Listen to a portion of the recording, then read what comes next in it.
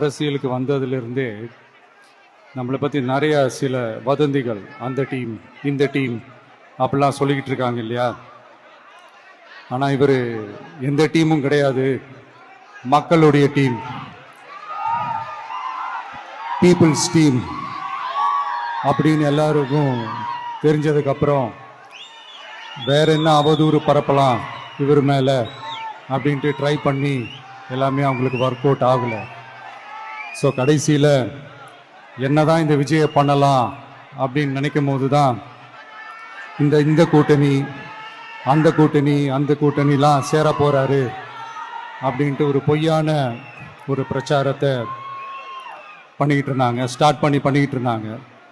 இந்த நியூஸ் எல்லாம் கேட்டு நீங்கள் கொஞ்சம் கன்ஃபியூஸ் ஆகிருப்பீங்க.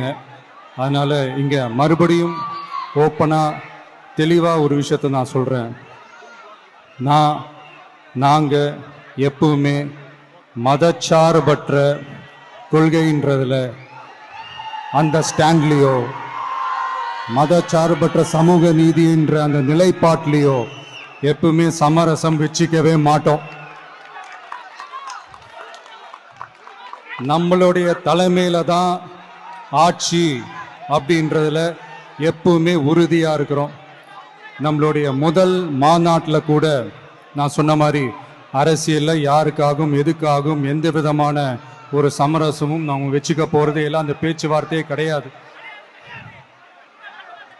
சரிங்களா?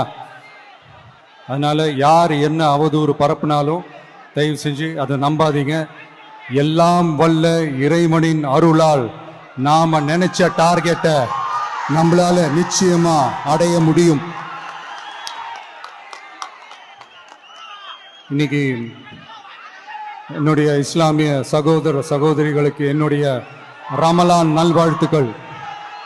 கான்ஃபிடென்ட்டா இருங்க, நல்லதே நடக்கும், வெற்றி நிச்சயம்.